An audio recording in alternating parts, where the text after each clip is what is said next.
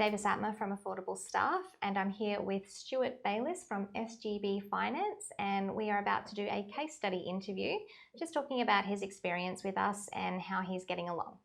We'll get right into it. Let's go. Why did you decide to outsource? So I'd been in the industry for a number of years, and I felt like I hadn't really particularly grown the business. I struggled with getting to see my customers sufficiently, and being face to face with them and managing their needs. And if I was managing their needs, I wasn't getting onto the compliance things that needed to happen, and also the compliance was getting heavier and heavier every year. Yeah. I came up with the theory of the $10. If there was a theoretical $10 for a client, I should be doing $6 type tasks. Yeah. My PA should be doing $3 type tasks, and then could we have a VA, a virtual assistant, to do $1 type tasks and take them off the books for us? Yeah. Or off my hands. Yeah, because those tasks, compliance and admin type tasks, do take a toll and take a lot out of a business, but unfortunately they're a requirement that does not give you a return on investment. It does, but we absolutely have to do it. Yes. And it's becoming even heavier now. Yeah. Okay, so do you think that trust is an important factor in outsourcing? For me, it's crucial. I've got to trust Affordable Staff, or whoever I'm using, but Affordable Staff, and I've got to trust them, and I've also got to trust the person who's actually working for me. I've got to trust the systems. I've got to have trust in the systems that are there, like the regulatory and the privacy, and all of those things get covered off. So, and I feel I have that. Yeah.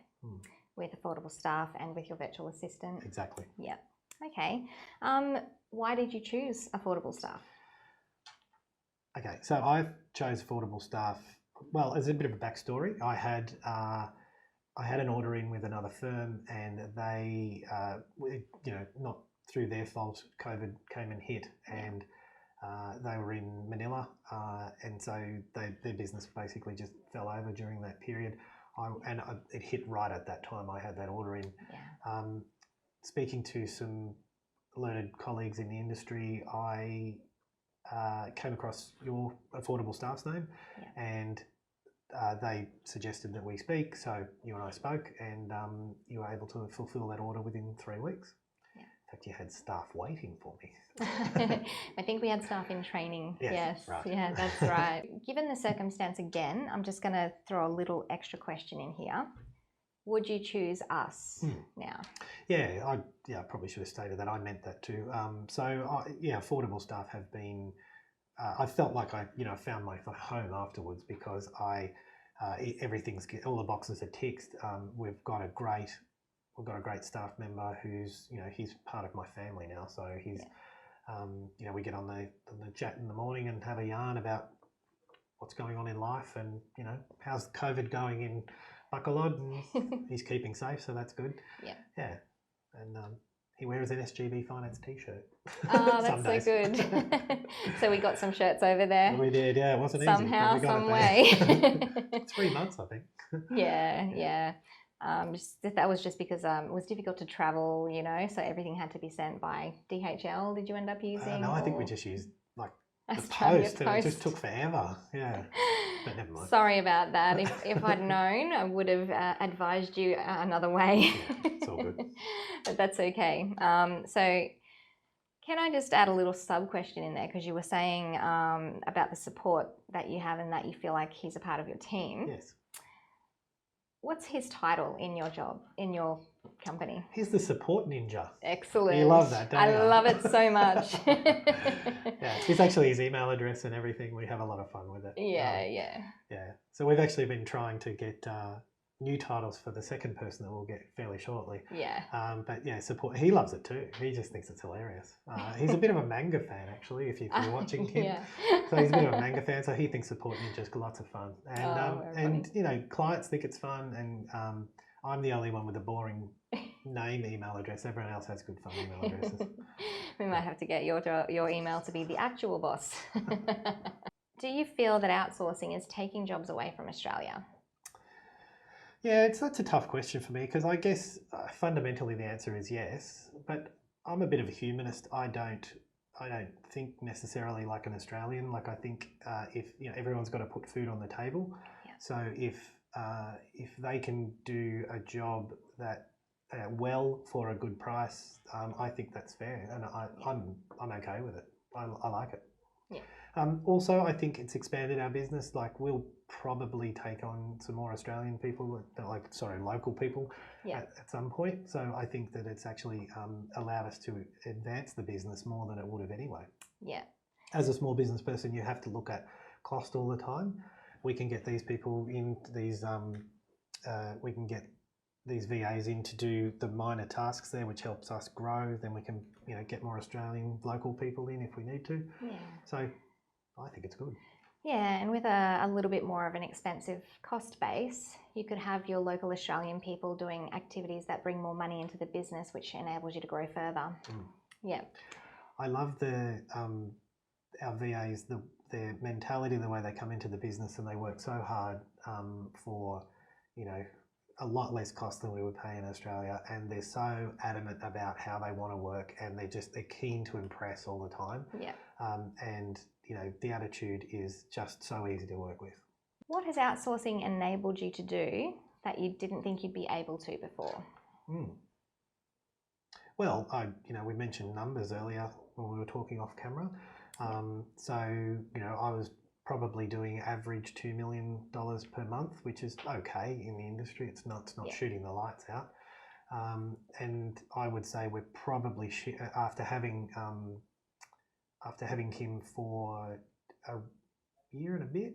Yeah, just on a year. Just coming to a year, I think, just actually. On a year. Yeah. We're probably up to about the 4 million average now, and I wouldn't. It's allowed me to put a lot more processes in place, like Facebook groups and advertising and all that sort of thing, and because my customer facing is stronger, therefore I'm getting more referrals as well, and I wouldn't be surprised if we're at the average 6 very shortly. Yeah, because you're keeping your customer service levels up at the same time as everything else that's going on. There's a software issue there too. We've brought some software in, and that's integrated the team as well, so that's been good.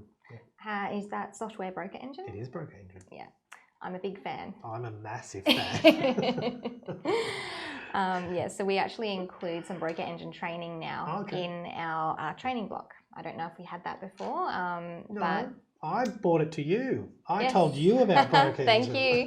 Thank you for bringing Broker Engine into my life. What are your local team feeling about having offshore staff? Like, was there any resistance, or how has that been? No, I must say my onshore staff are very open people anyway. They're probably, Ray travels the world anyway, so she was quite open to all of that. Yeah.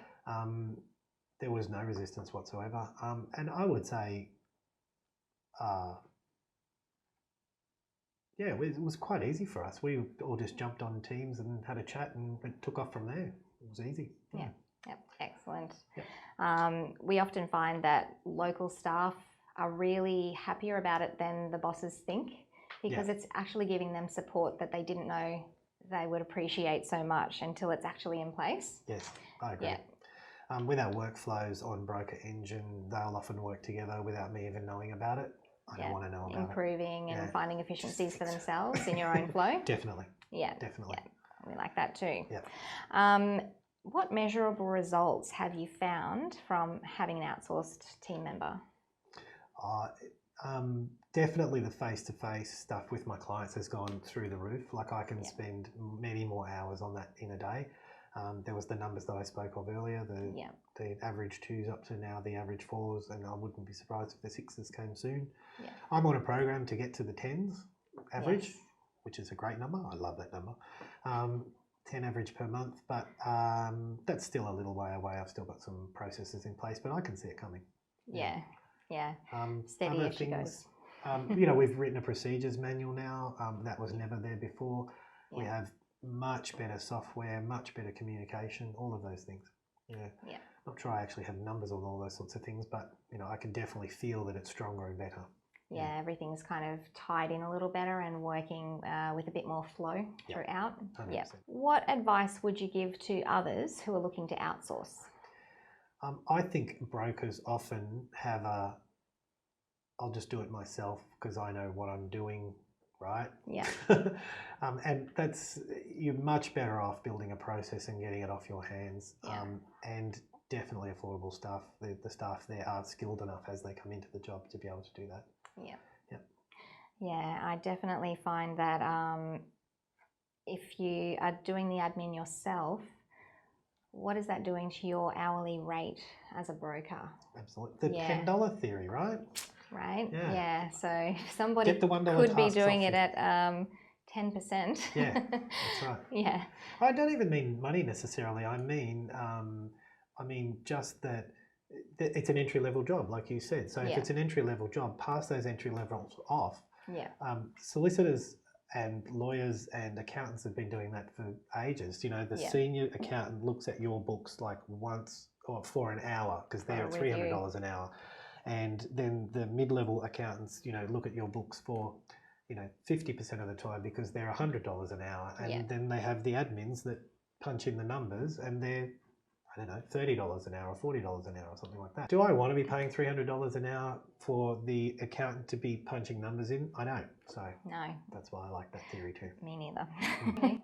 Well, thank you so much, Stuart, for your valuable time, and I really appreciate you travelling to Sydney to do this interview. So that was our interview with Stuart from SGB Finance, and I'm now signing out, Nadine from Affordable Staff, bringing business efficiency through outsourcing.